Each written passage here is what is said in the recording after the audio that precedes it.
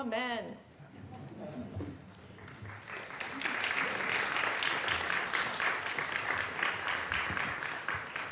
Thank you, choir, for reconsecrating this sacred space, made more sacred in this moment by the presence and the attention of each and every one of us.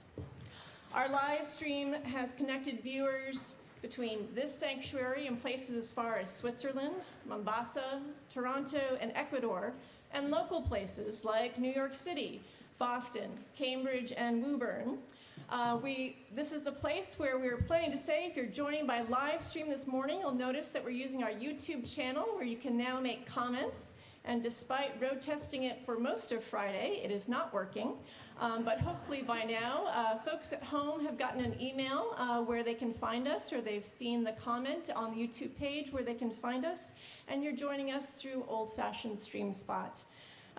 For the folks who are here in the sanctuary, there's a camera kind of by the arch and the rainbow banner. If you can wave towards that corner of the room, we are waving towards our friends here, near and far. And for those who are here in the sanctuary, let's take a moment to turn and greet one another.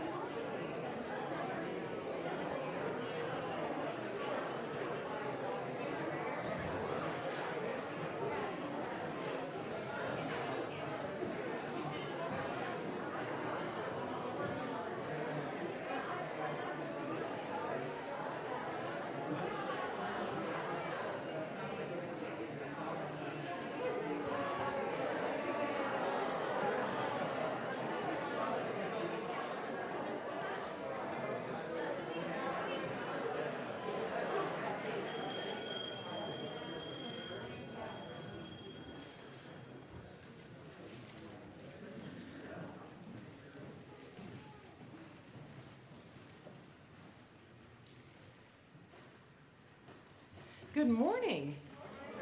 Welcome to the Winchester Unitarian Society. We are fortunate to have all of you in the sanctuary today and all of you who are with us via live stream or whatever it turns out to be today. I'm Marcy Thompson, today's worship associate. Ours is a broad welcome. We welcome individuals of all racial and ethnic backgrounds, individuals of all sexual orientations and genders, individuals of all incomes and abilities, individuals of all religious beliefs, and individuals with beliefs not always considered traditionally religious. We are all glad to be together this day. As we join together in this welcoming community, let us focus on our Unitarian Universalist values of spiritual growth, social transformation, and environmental responsibility, and recommit to living these values through worship, reflection, connection, and service. Now for a few brief announcements. If you arrived a little early today, you noticed that we are now scrolling announcements on the screen and on the live stream beginning at 10:15. If you missed the announcement, please pay attention to this very short recap. We hope it's short. Today, immediately after worship, all are invited to head down to Metcalf to load our plates at the potluck dinner or potluck table, and then take our lunch outside. If you're not sure where Metcalf is, just follow the crowd. Our pandemic practices are shifting. When you enter the building for worship, please wear a mask. In services where children leave after the first 20 minutes for RE, the remaining members of the community may be together, mask optional. The choir has chosen to remain masked, so those wanting to sit among masked people may sit among the choir up front. Today's service is all ages, so we will remain masked throughout, and when we get out and have our lunch at Metcalf, we would remain masked until we get outside.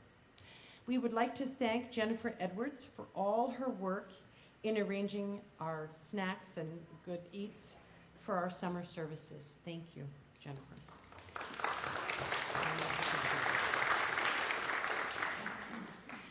Next Sunday, religious education begins. There will be an outdoor brunch for the RE community after worship. That evening, our youth group, WCG, gathers for a kickoff barbecue.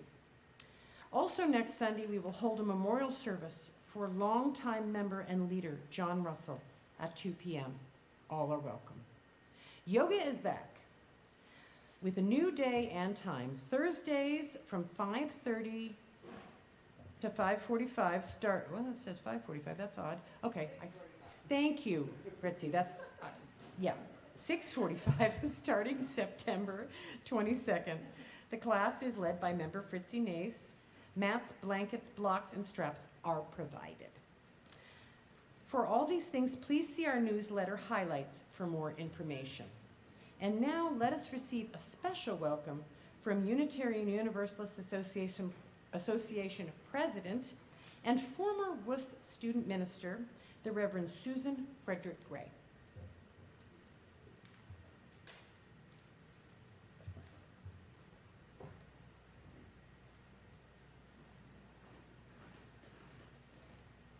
Hello, Unitarian Universalists. I'm the Reverend Susan Frederick Gray, president of your Unitarian Universalist Association. It is so good to be with you for another season of Ingathering.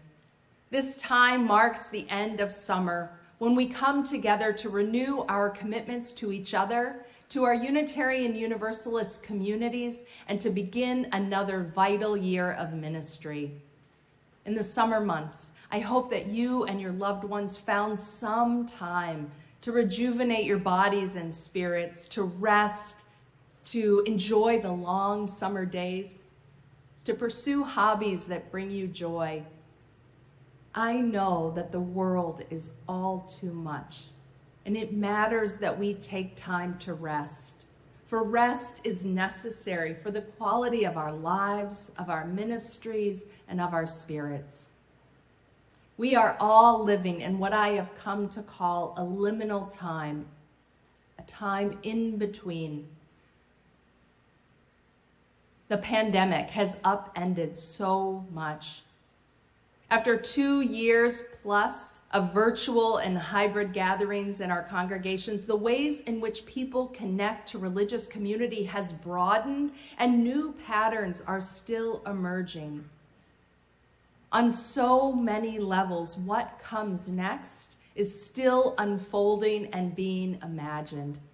As Unitarian Universalists, we are called to care for each other and to create resilient, theologically imaginative spiritual community that sustains us and inspires us as we navigate what's to come and what is needed.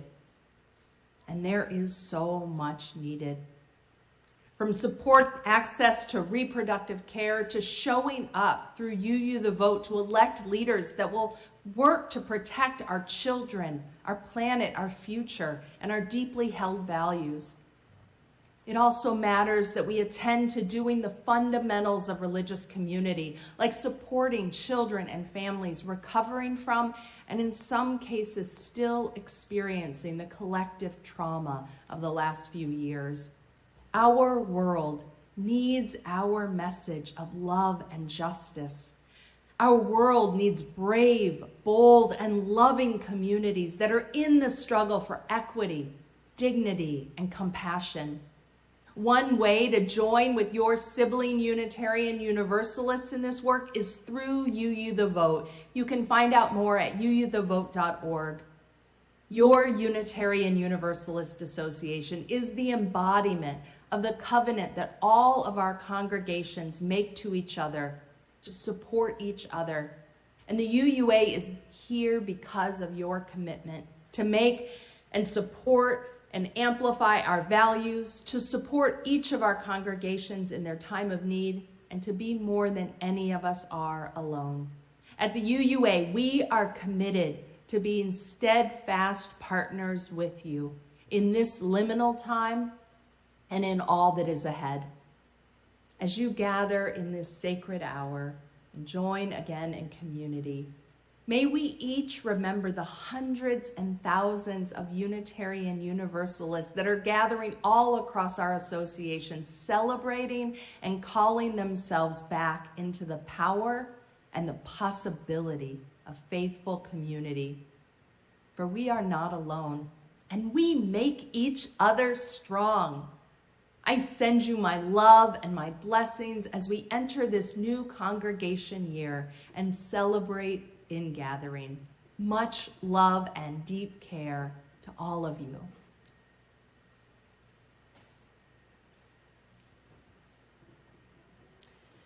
Let us now open our hearts and minds to the spirit of worship by singing. Please rise in body or in spirit to sing hymn 118, This Little Light of Mine.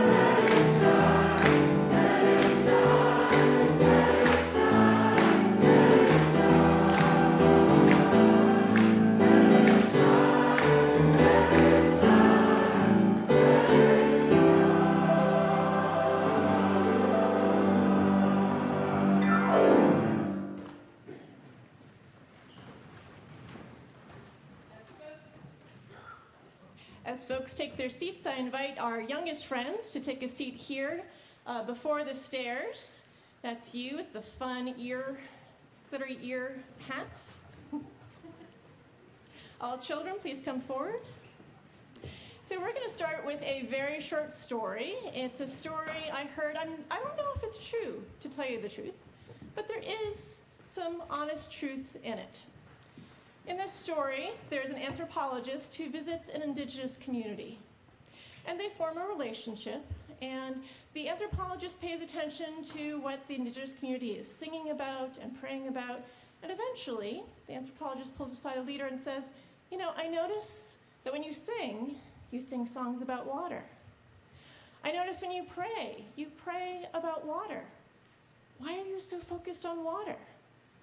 And the indigenous leader says, well, we don't get a lot of water here.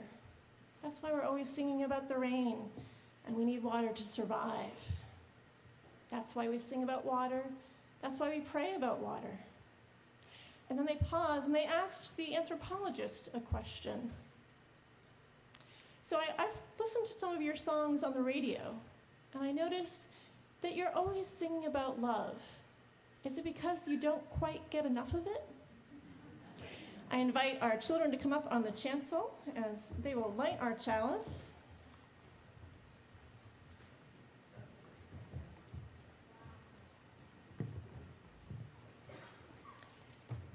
And we dedicate our chalice with these words. On this day of ingathering, we kindle the chalice flame as a symbol of the little light within us all and the warmth of love made real when we come together as a community Our young friends may return to the front of the steps while some special teachers will remain for a little introduction. Ingathering is a time to make new friends, to strengthen established relationships if we've been here before, and to form new bonds with people we haven't met yet. The kids should be over here. Yes, in this spirit, we'd like to take a moment to celebrate some key staff leaders in our religious education ministries. Sam Wilson is entering his 9th year with the Winchester Unitarian Society. Woo! That's like 20 in religious professional years. So to some, he's an old friend. Sam was first hired to serve as our Director of Youth Ministries, leading our youth group. Last year, his role shifted to also provide support for our RE program for the younger folks and to prepare us for the next chapter with the youngest members of our congregation. This year, and until further notice, Sam will be providing oversight to all of our religious education programs for those newborn to seniors in high school in collaboration with lay leaders in the congregation. Yes, we can clap to that. And he'll continue to directly lead the youth group and our emerging junior high youth group, Spread the Word. Thank you, Sam, for your flexibility and commitment. And that's a lot for one person and a couple committees to manage, so we are delighted to welcome Brenna Mayer as our half-time coordinator of children's religious education, working closely with Sam and our families to turn our hopes and vision for children's RE into reality in the most fun way possible. Thank you and welcome, Brenna Mayer. And we are also delighted to welcome our new Assistant Director of Youth Ministries, Allison Luck, who will be closely working with Sam and the youth groups to make sure that magic happens. Thank you and welcome, Allison. And with that, we have much of the cast of today's story, The Well of Belonging. So let us shift gears into that tale. It was hot and dry. Even the children, normally running about no matter the hour or the weather, sought the scraps of coolness in the shade of the willow. The shade of the willow. There's a slide of a willow. There we go. The grown-ups fanned themselves on the porch bench in front of the store. Well, I, for one, would like to hear the peepers again at night, but even the Aberjona has run dry. Yes, and the feeling of green grass underfoot, not everything brown and hard-baked. And how long has it been since I tasted fresh water from the stream? The best I can hope for now is a handful of sand. Why, it's so dry even that willow can't weep.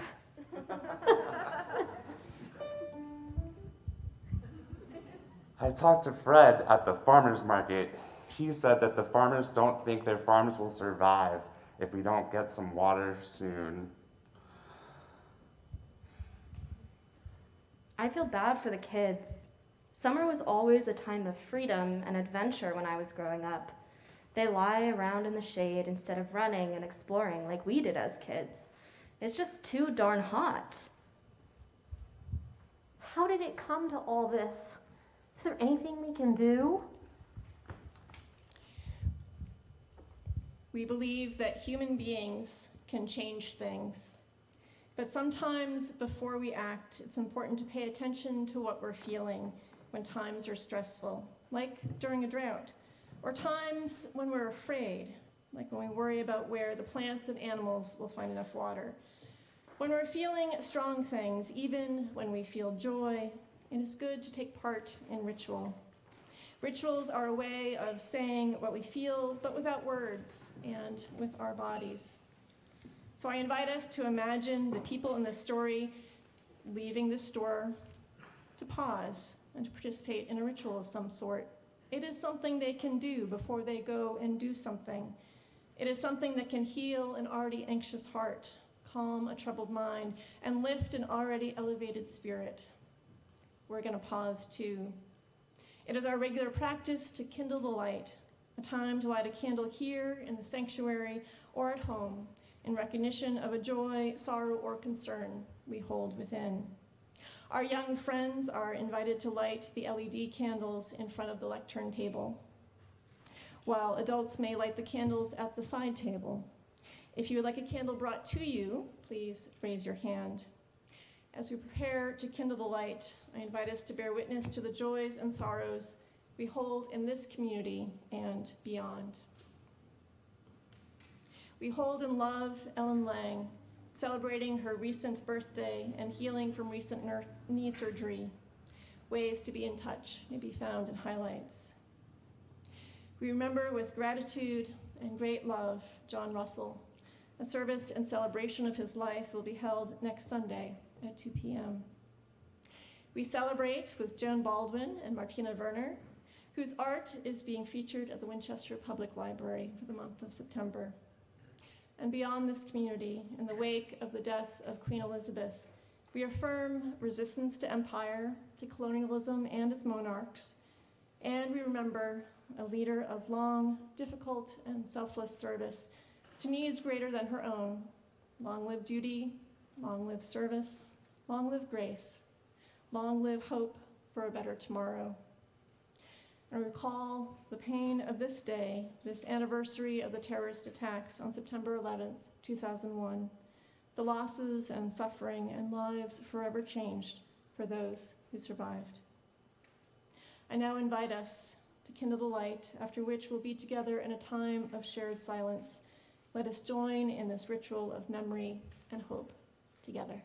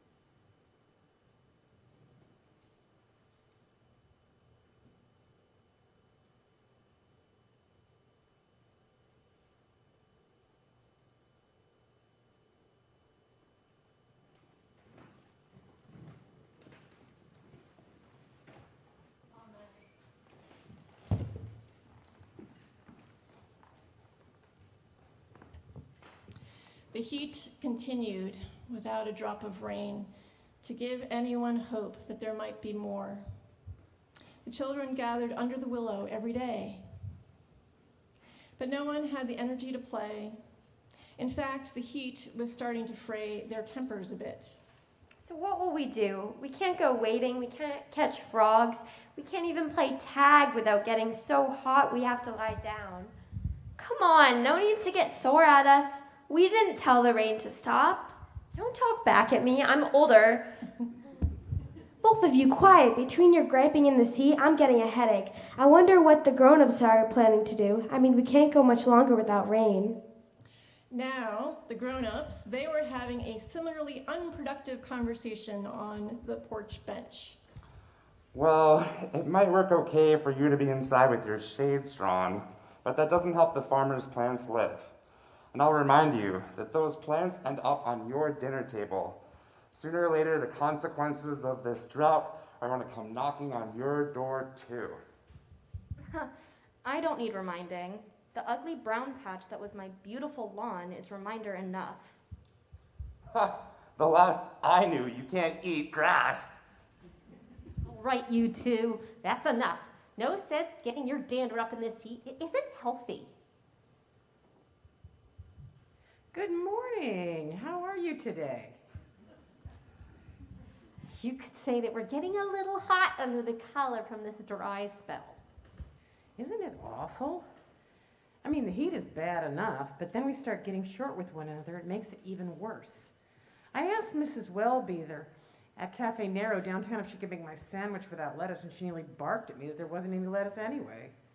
The drought is taking much more than water from this place. It's taking away our decency and goodwill. I hear you. It's hard to stay positive when farmers' crops are dying. There's no hope left. Wait, that's it. That's what? Well, remember when I hurt my leg and you came with a rose and we sang Come Sing a Song with Me together?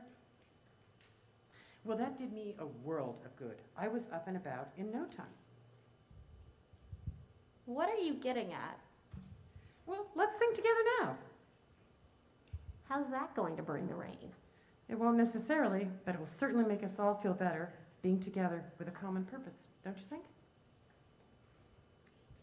Well, it's worth a try at least.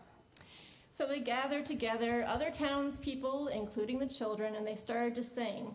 Now, your order of service does not say number 346, but that is the number of Come Sing a Song with Me, the hymn that we are going to sing. 346, let's rise and sing with enthusiasm.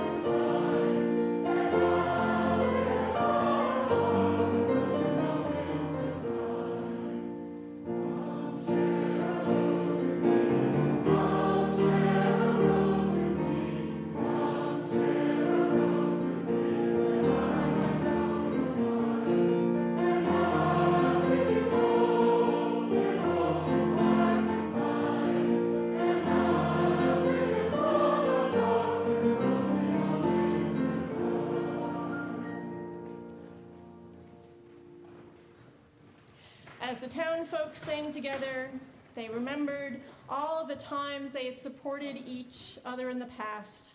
They started smiling as they sang until everyone had gathered under the willow. When the song was over, everyone smiled, and while they didn't hug each other because it was still too hot, their smiles were like cool water, nourishing their souls. Then the children heard a sound. What is that?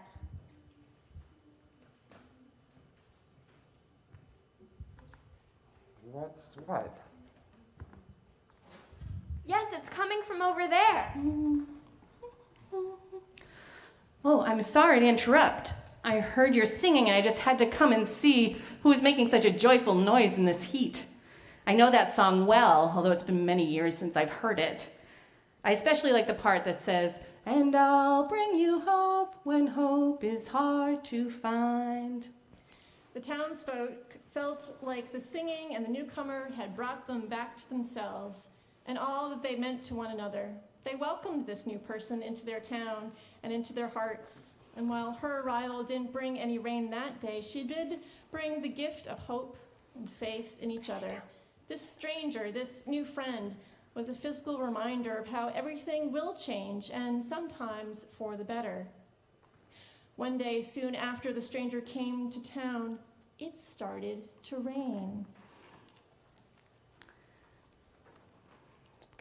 We're going to hand out some instruments. We're all going to make rain.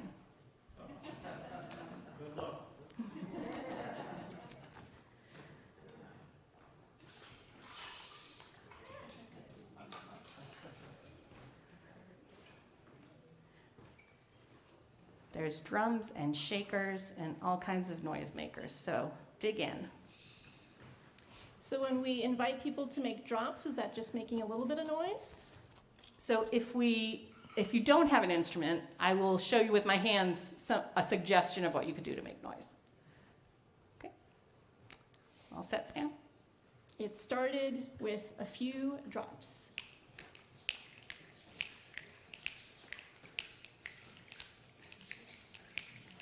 Those drops turn into showers.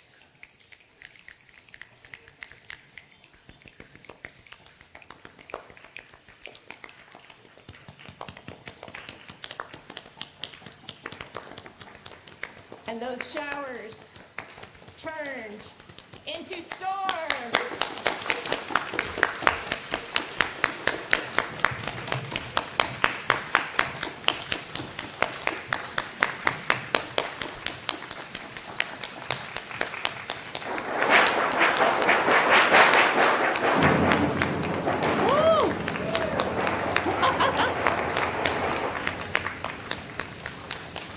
And the people rejoiced, dancing and hollering together in the rain. And then standing arm in arm, admired the rainbow after the rain. The rainbow. The rainbow. The people had learned something they had known but had forgotten. Love, joy, and acceptance of something new. It renews hope and faith in ourselves and in each other and brings about a world where all is possible.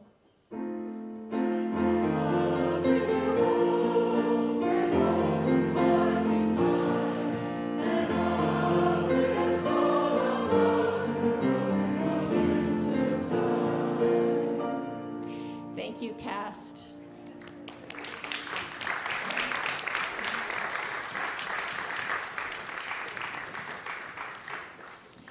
I'll give you hope when hope is hard to find. If you think about it, this is the best job description for a spiritual community.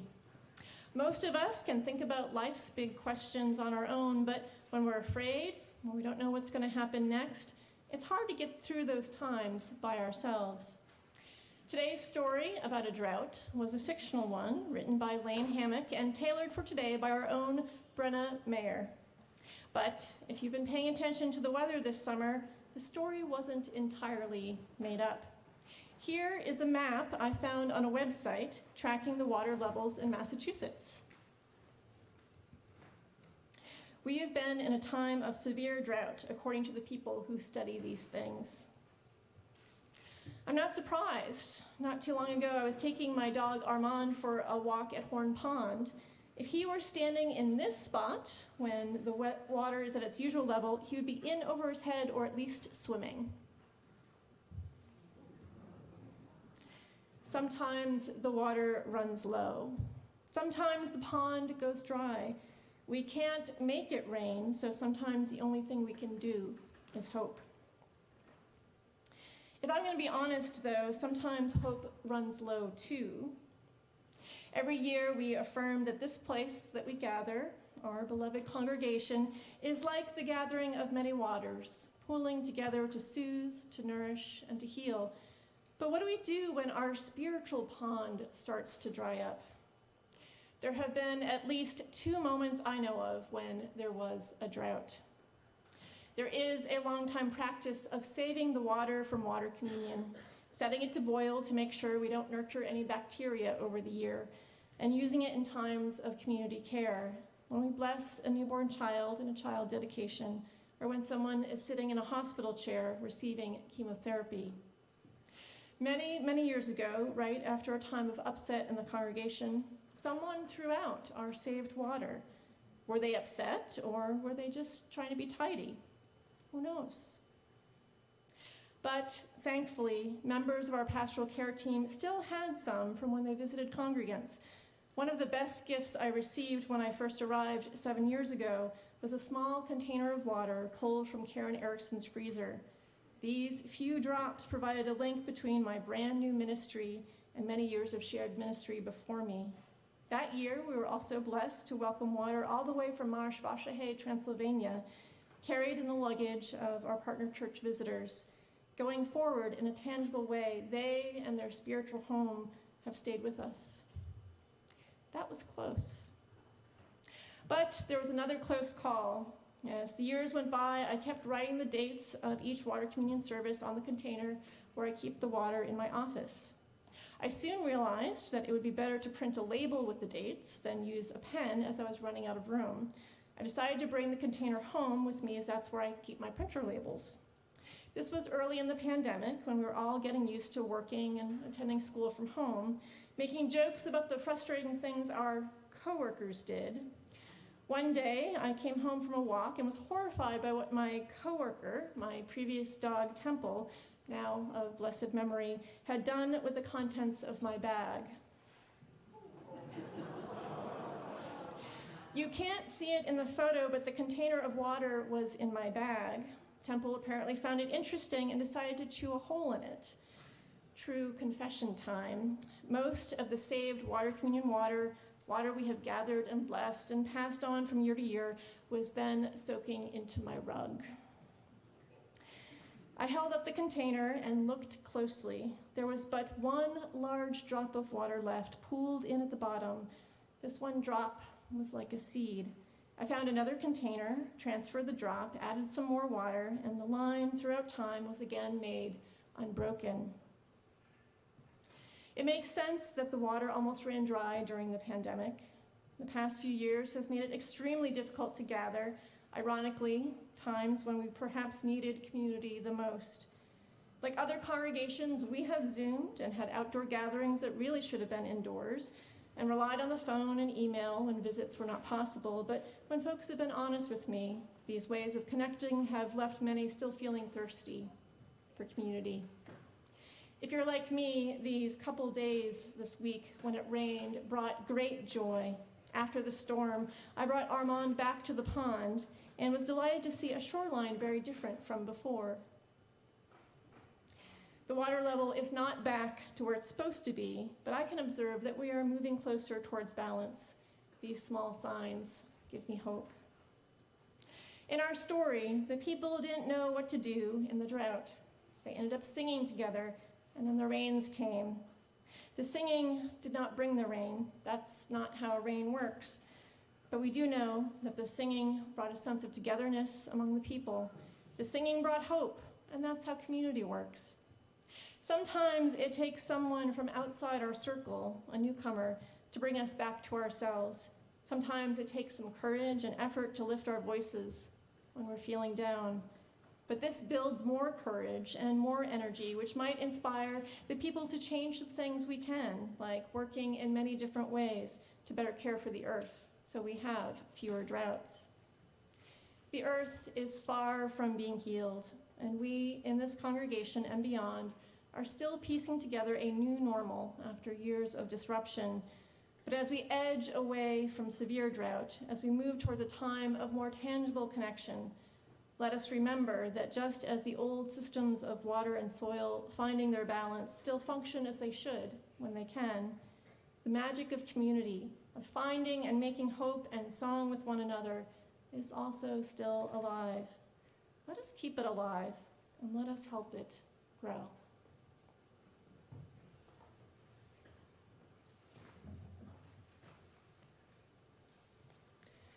At this point in our service, we're invited to make an offering as a collective affirmation of our shared values and commitment to the mission and support of this liberal religious congregation and its many ministries. We hope to cultivate a spiritual practice of gratitude and giving, both personally and financially. Our tradition is to share the plate by giving half this offering to an organization that supports our mission. This morning, we share our gifts with the Mystic River Watershed Association, whose mission is to protect and restore the Mystic River, its tributaries and watershed lands for the benefit of present and future generations, and to celebrate the value, importance, and great beauty of these natural resources. Information for giving electronically is provided in the live stream and in your order of service. Please write or type the date of your offering in the memo line or comment field. Contributing soon, in lieu of one lump sum for a period of time, it's easier to process and empowers us to send our collective gift as soon as possible.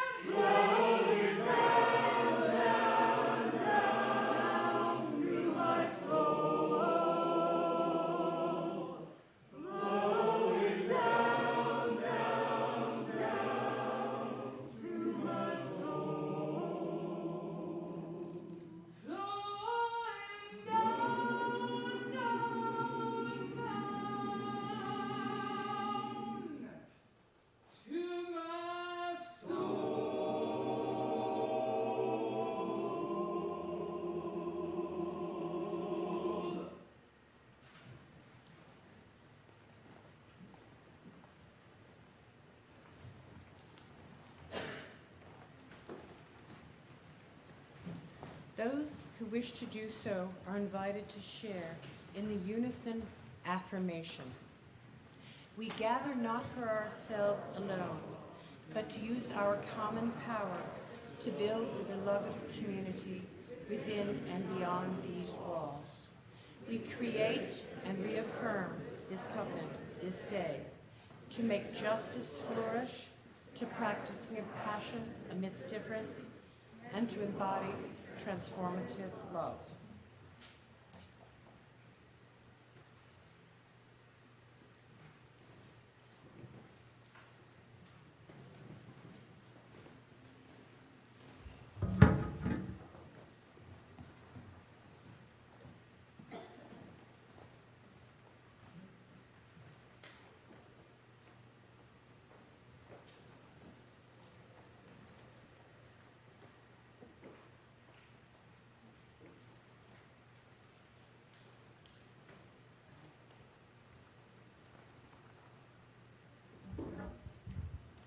We've come to the time in our service where we will gather our waters, using this precious earth element to embody this moment when we flow towards something larger and something greater than our individual streams of life.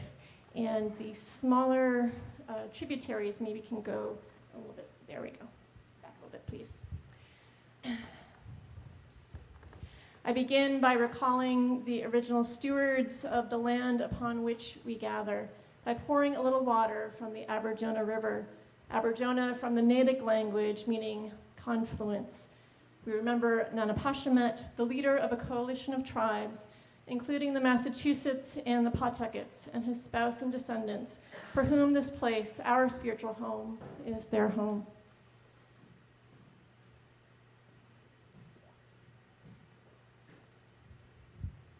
And we remember our spiritual ancestors, those who came before us and tended to the building and community of the Winchester Unitarian Society over the generations, represented by this water passed down throughout the years.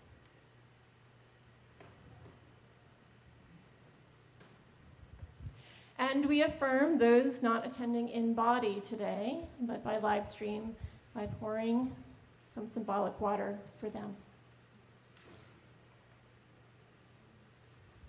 If you would like someone to come to your pew to collect your water, please raise your hand. And if you're attending this service via the live stream on the Bell Tower Terrace, someone will come outside shortly to collect your water. All others are invited to come to one of these 3 vessels. And if you forgot your water, no problem, we have extra. And if you want to tell those receiving your water where it's from, we'd love to know. Let us now gather the waters.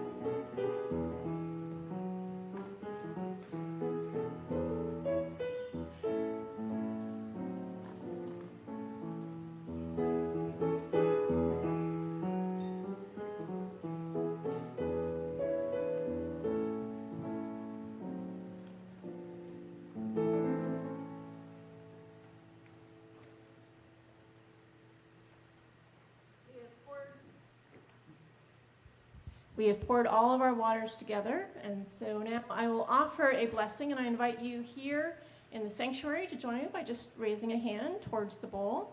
And folks at home can raise your hand towards the screen. Together we will bless the gathered waters. Spirit of life and love, we pause in gratitude for all that gives us life. The simple yet extraordinary elements that sustain us: oxygen, water, plants, and nutrients. And the simple yet extraordinary spiritual elements that make us whole: friendship, discovery, creativity, celebration, love, and a world made just. To the work of many hands. As we have gathered and pooled this sacred source, may we remember that this congregation, this body, is also a vessel for healing, a vessel for hope, a vessel for making good change. May this year ahead be a year of good fortune, with laughter hanging in the air like music, and friendships, new and old, blooming among us. May it be so, and through all that we do, may we make it so. Amen. Let us now rise and sing our closing hymn. Excuse me.